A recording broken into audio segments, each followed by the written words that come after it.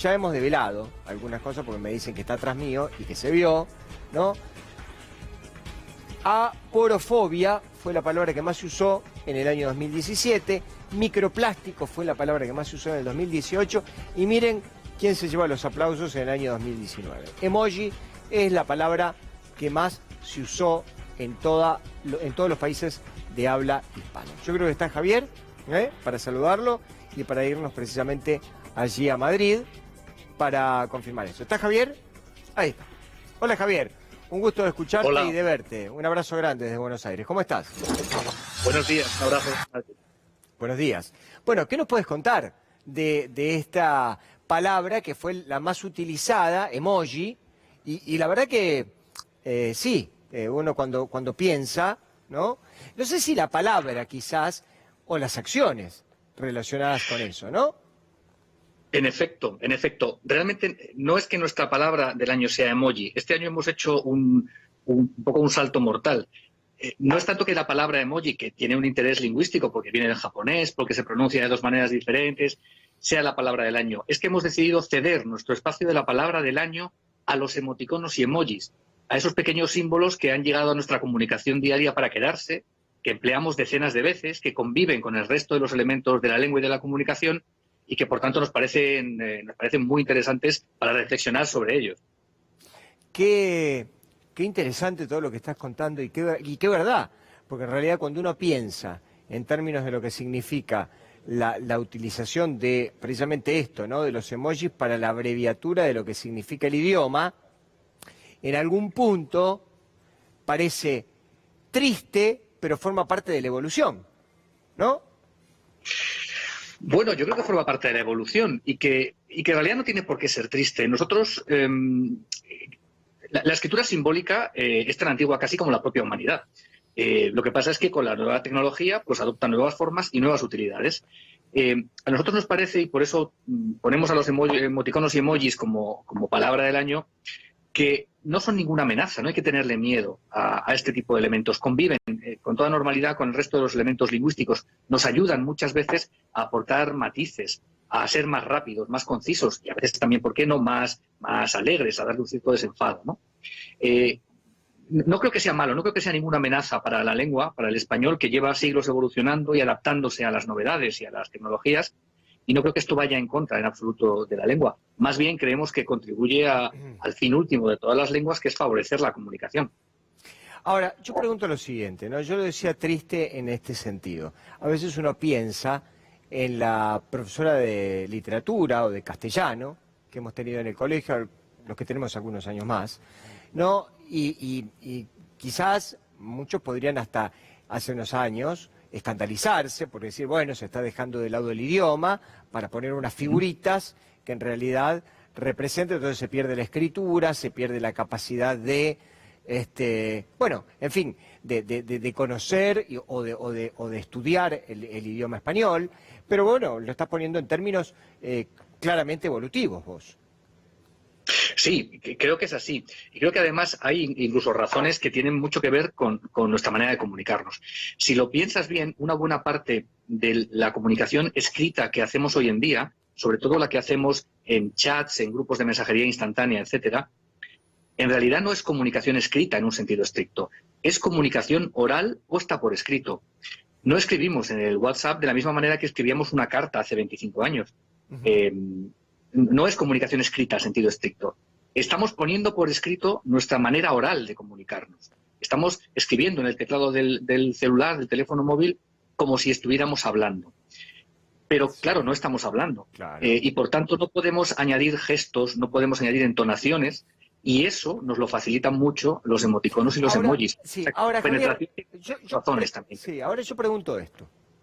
Si nosotros con el teléfono hablamos en lugar de escribir, o le damos por lo menos un paso importante a esta cosa del mensaje de voz y dejamos un poco de lado la escritura. Si abreviamos la escritura a través de los emoticones, ¿no estamos de alguna manera también relegando el lenguaje, digamos, por lo menos desde el punto de vista tradicional como lo conocemos? No en mi caso, las nuevas generaciones, digo.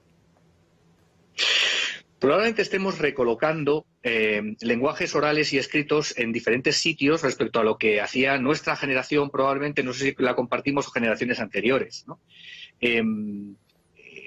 Seguramente estamos utilizando de manera distinta el lenguaje y seguramente la generación más joven está utilizando mucho más el lenguaje oral que el lenguaje escrito tal como lo entendíamos nosotros. Es lenguaje, del mismo modo, sirve para comunicarse del mismo modo. A nosotros nos puede extrañar. Sucede algo parecido, si te fijas, hay un salto generacional, esto siempre me parece que es evidente. Cuando alguien de mi generación busca instrucciones para hacer algo en Internet, yo siempre espero encontrar un escrito que me diga, este es el paso 1, el paso 2, el paso 3, una receta, cambiar un enchufe, ¿no? Claro. Yo veo que mis hijos, la gente que tiene menos de 20 años, busca un vídeo donde se lo expliquen. ¿Están dejando de utilizar el lenguaje? Lo están utilizando de un modo diferente. Y nosotros lo que creemos es que también ese nuevo modo de utilizar el lenguaje merece ser cuidado, merece tener sus reglas, para que todos sigamos entendiéndonos. La verdad que en algún punto, cuando uno lo piensa, es absolutamente abrumador pensar en los cambios, porque, a ver, yo digo, ¿no? Y esto tiene mucho que ver con la irrupción de los smartphones, porque antes de los smartphones no había una capacidad precisamente para modificar sustancialmente el lenguaje, porque lo que habían era en su mayoría lo que se llamaban mensajes de texto, que uno lo escribía, los enviaba y allí terminaba. Entonces, cuando uno lo piensa en términos de tiempo y en términos de modificación de lo que significa lenguajes que llevan miles de años, la verdad que es abrumador pensarlo, ¿no? Sí, pero como te decía antes, creo que el lenguaje, en concreto nuestra lengua, ¿no? En la que compartimos tantos millones de personas, siempre ha sabido adaptarse a esto. Has mencionado ahora los mensajes de texto, que ya supusieron una cierta revolución. Claro. Y ahora parece que lo hemos un poco olvidado. Tú seguro que recuerdas que hace 20 años había voces apocalípticas que decían que el español iba a caer derribado por esas abreviaturas que la gente más joven ponía, ¿no? Donde ponía DND en lugar de dónde, claro. TQM en lugar de te quiero mucho. Bueno, eso no sucedió. Entre otras cosas porque si uno mira cualquier inscripción en una lápida o en una iglesia en el siglo XV o el XVIII, ve que esos recursos ya los usaba el español. Ahora los usamos de otra manera. Creo que en este caso es un poco lo mismo, ¿no? Llegan recursos simbólicos que integraremos con toda normalidad, que el español sabrá integrar y no creo que supongan una amenaza, de verdad. Javier, y esto te lo pregunto para un docente, digo, para una persona que tiene que enseñar. Digamos, hoy, esto que vos estás explicando, digamos, esta nueva forma que tenemos en el lenguaje y en esta nueva forma que tenemos de comunicarnos, ¿no? Siendo ustedes realmente un ente realmente muy mirado y además muy seguido y una referencia de lo que significa con la Real Academia Española en todo el mundo. La pregunta es para un maestro, ¿no? Que se enfrenta con este tipo de cuestiones. ¿Tiene que seguir defendiendo a ultranza el idioma tradicional y la escritura tradicional? ¿O en realidad la escuela tiene que empezar a tener una especie de mix, como vos decís, con nuevas reglas? Esta es una gran pregunta y no es fácil de responder. No. Yo creo que como casi todo hay una cuestión de registros. Y se entiende muy bien también con la lengua hablada, ¿no? Yo creo que nosotros en general no hablamos igual. Ahora mismo que estamos manteniendo una comunicación pública en un medio de comunicación, sí, claro. Seguramente si estuviéramos en un bar tomando cervezas hablaríamos de otra manera.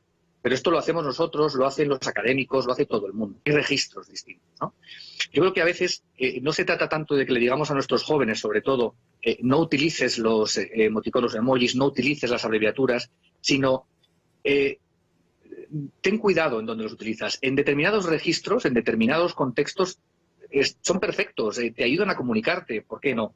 En otros, yo creo que es muy importante que la gente joven siga sabiendo manejar, digamos, un registro formal de escritura. Yo creo que si yo fuera un profesor y un alumno me enviase un mensaje para decirme que llega tarde enviando un trabajo y me manda una carita, me parece fenomenal. Seguramente en un examen no me va a poner una carita o yo le voy a decir que no me ponga una carita, en general, ¿no? Claro. En una tesis, en un escrito de trabajo, al menos hoy por hoy, es importante que la gente joven, sobre todo, aprenda a manejar el lenguaje en registros formales, y cuáles son esos registros donde tiene que utilizarlo de esa manera y dejar la libertad que, por supuesto, tenemos todos para en otros registros más informales jugar. Se entiende perfectamente. Ahora, vos sabés que todos los lenguajes tienen lo que se llama la parte del, digamos, el lunfardo. O sea, o ese tipo de registros de palabras y de frases que se originan, o se originaban, mejor dicho, bueno, aún al día de hoy, en diferentes lugares, en diferentes barrios, y después van ganando de a poco hasta incluso después estar dentro de lo que significa el diccionario de la Real Academia Española. ¿A esto cómo lo ubicamos? A esta nueva manera. Es una especie de un lenguaje, porque vos decías recién, ¿no? Si alguien me manda un mensaje, digamos, de carácter amistoso, con una carita, está perfecto. Ahora, para un lenguaje académico, no va. ¿Va por una carretera paralela? ¿Es una especie de lunfardo moderno? ¿Qué sería esto?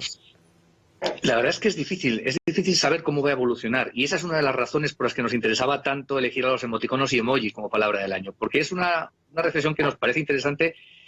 Es difícil saber dónde irán. Tienes mucha razón en que casi todos los lenguajes, el lunfardo y muchos otros lenguajes, jergas, lenguajes de nicho, muchos de ellos acaban entrando en el uso general de la lengua. Y además, y eso también es un fenómeno moderno, cada vez con más rapidez. Es decir, eso que hace unas décadas una palabra de un lenguaje de nicho podría tardar años en integrarse en el lenguaje general, hoy por hoy, con la velocidad a la que sucede el mundo de la comunicación, un término de moda en las redes sociales o en Internet entra en la lengua general en cuestión de semanas. Es verdad. Es como mucho. Es verdad. ¿Qué pasará con los emojis? ¿Qué uso tendrán? Mira, yo solo te digo que hasta no hace mucho estaban absolutamente restringidos a la comunicación interpersonal, en chats y mensajerías. Es verdad que uno no ve hoy por hoy emojis en un periódico, pero sí los verá probablemente en las redes sociales que corresponden a ese periódico o a esa televisión. Van alcanzando otros. Yo hace 10 años creo que nunca hubiera puesto un emoticono en un correo electrónico. Y ahora depende a quién esté este correo electrónico, qué nivel de confianza tenga, le pongo un emoticono, claro, ¿no? Claro. Me imagino que más de uno, teniendo en cuenta la personalidad que vos sos y además el lugar donde trabajás y donde estás y el lugar que ocupás, a más de uno capaz que le sorprende ver que vos puntualmente pones un emoticón a la hora de mandar un mensaje o cosas por el estilo. Absolutamente. Es que, ya te digo, que nosotros creemos que no son en absoluto incompatibles con el cuidado del español, con elegir bien las palabras. Al revés, creemos que en determinados contextos que hay que saber manejar, nos ayudan a comunicar mejor. Sí, la verdad que sí. La verdad que yo estoy es una mezcla de sensaciones la que tengo, ¿no? Con la elección de la palabra, porque es verdad, es una palabra muy fuerte, es una palabra muy de este tiempo, y es una palabra en donde en realidad la utilización que tiene es tan masiva, son tantos los miles de millones de personas que lo utilizan, digamos, que utilizan estos emoticones, que no puede ser menos que analizada y tomarse un tiempo para poder analizarlo, porque en realidad forma parte de esto, y hay un montón de gente también, creo yo, que ha quedado afuera, ¿no? Hay un montón de gente que ha quedado afuera, digo, hay un segmento, es cierto, probablemente minoritario, que es el de la gente muy mayor, que no tiene un gran acceso a la tecnología, que probablemente quede afuera de esto. Pero también es una manera más fácil de comunicarse, ¿no? Claro, pero fíjate que una de las cosas que nosotros vemos y detectamos es que entre la gente mayor que está accediendo a este tipo de instrumentos, sobre todo de mensajerías, WhatsApp y todo lo demás, enseguida aprenden a utilizar los emoticonos porque son útiles, ¿no? Y esto por no hablar de que los emoticonos tienen un factor también muy interesante, ¿no? Primero, una cierta universalidad. Muchos de ellos pueden ser entendidos por personas que hablan distintas lenguas o pertenecen a diferentes culturas. Inclusividad. Hay emoticonos masculinos, femeninos y los hay neutros. Como sabéis, ahora ya en muchos casos hay el gesto de la mano, de hacer así o tantos otros gestos, los tienes en diferentes colores de piel. Es decir, son muchos elementos que nos hacen que nos parezca muy interesante la aportación que hacen a esto. Bueno, la verdad que ha sido enormemente grato compartir estos minutos contigo. A mí me apasiona todo lo que esté relacionado al lenguaje y la verdad que esto es para pensarlo, para repensarlo, para analizarlo, pero sin lugar a dudas está entre nosotros y hay que asumirlo y hay que incorporarlo, como bien decía vos al principio del reportaje. Muy bien, muchas gracias. Esa es nuestra intención, que el asunto esté sobre la mesa, que reflexionemos sobre ello y si sirve para eso la elección de palabra del año, habremos cumplido el objetivo. Un abrazo muy grande desde Buenos Aires. Gracias por estos minutos. Un abrazo fuerte desde Madrid. Gracias, gracias. Bueno, muy bien. Ahí tienen ustedes entonces emoji, que es la palabra del año. Y bien merecida que se la tiene porque ¿quién utiliza los emoticones?